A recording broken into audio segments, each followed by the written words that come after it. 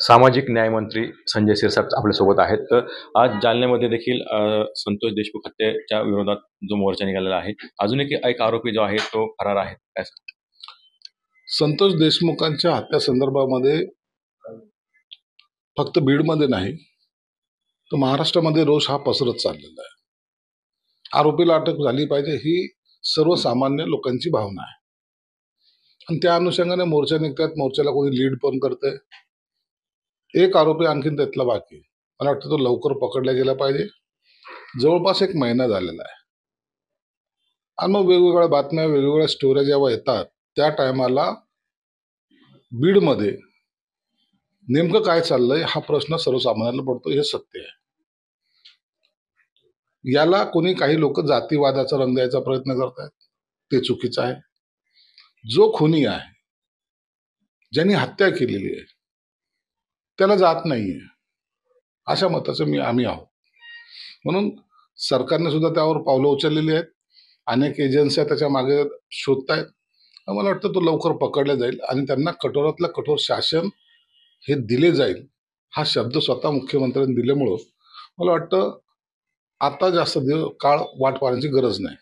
दुसरीकडे लक्ष्मण हाके देखील मोर्चा काढतायत किंवा इतर देखील मोर्चा काढतात आणि ते कुठेतरी आरोप करतायत की यामध्ये राजकारण केलं जात आहे, मोठ्या प्रकारात जातीचं राजकारण केलं जात आहे. जातीचं राजकारण करायचा काय प्रश्न येतो? एकाची हत्या होती त्याला जातीचं राजकारण रंग द्यायचा प्रयत्न करता कशासाठी? बिलकुल करू नका.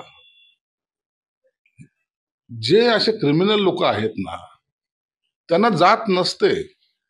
मग आपण जर त्याला संरक्षण द्यायला गेलो ना मग त्याचा परिणाम असा होईल की तो उद्याचा सर्वात मोठा गुंडा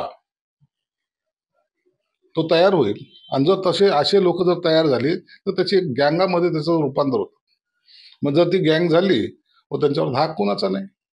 मग पोलीस काय ते सर्व आमच्या खिशात आहेत असं समजायला सुरुवात होते. म्हणून कोणीही याला जातीचा रंग देऊ नका. दुसरीकडे जरांगे पाटील देखील म्हणतात की जर आता त्रास दिला तर आता घरात घुसून मारू. बघ, घरात घुसून मारू वगैरे ठीक आहे, ते इमोशनली बोलले असतील, परंतु अखेरला त्यांनी राग व्यक्त केला हे तेवढं सत्य आहे. आज त्याची ती मुलगी देशमुखाची मुलगी आज स्टेजवर येते, मला न्याय द्या म्हणून ओरडते. लहान मुलगा आहे तो न्याय मागण्यासाठी प्रत्येकाच्या दरवाजावर जातोय. हे चित्र सुद्धा बरोबर नाही ना.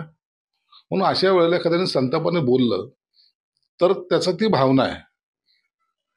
म्हणून त्याला बोलणं वेगळं, कृती करणं वेगळं.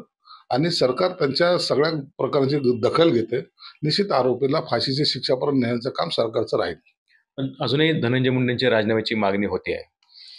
तर राजीनाम्याची मागणी होते, साहजिक त्या जिल्ह्यामधले आहेत, त्यांच्याबरोबर कधी फोटो तर काढलेले दाखवले जात आहेत.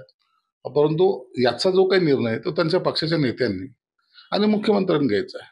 काय निर्णय घ्यायचा हा त्यांचा अधिकार असल्यामुळे त्याबद्दल त्या वादामध्ये मी जाऊ इच्छित नाही. दुसरीकडे आता संजय राऊत म्हणतं की आता निवडणुकीनंतर महाविकास आघाडीमध्ये समन्वय राहिला नाही. हे खरं आहे? समन्वय पहिला कुठं होता?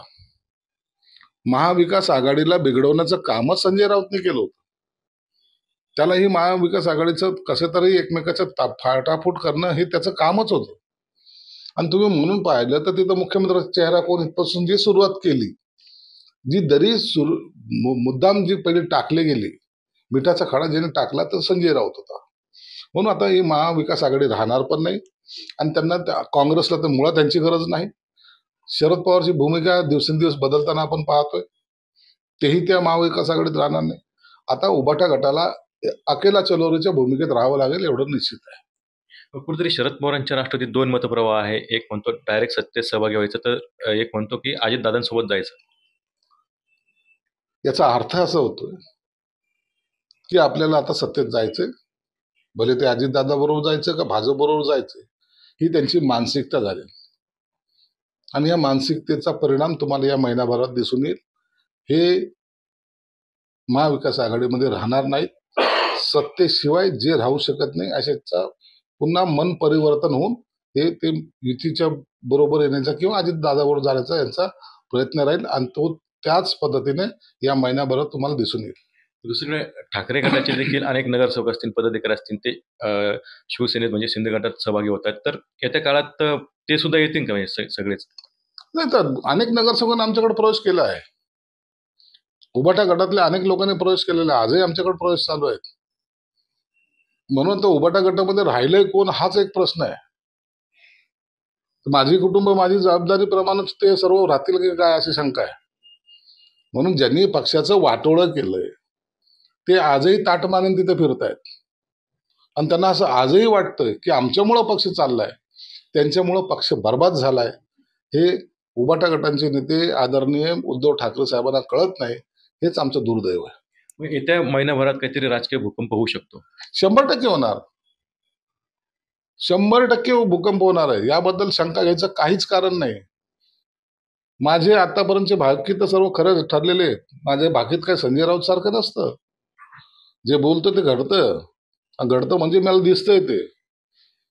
त्या संजयला वाईट दिसतं, मला चांगलं दिसतंय. परंतु हे जे काही चाललंय ना राजकारणामध्ये, याला जबाबदार जे लोक आहेत ते आजही त्यांच्या मांडीला मांडी लावून बसतायत. त्यामुळं आता हे सगळं भूकंप होणार. या महिनाभरामध्ये या महाराष्ट्राचं राजकीय गणित पुन्हा बदलताना तुम्हाला दिसेल. तर निश्चितच जे आहे त्या महिनाभरात महाराष्ट्राचं राजकीय बदलून राजकीय भूकंप होण्याचे संकेत जे आहेत ते मंत्री संजय शिरसाट यांनी दिलेले आहे. कॅमेरा विक्रम बनकरसह कुणाल जायकर, TVN मराठी, छत्रपती संभाजीनगर.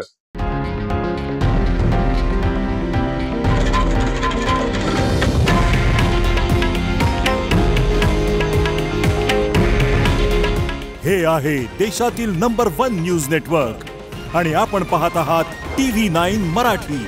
काळजी तुमची, हित महाराष्ट्राचं.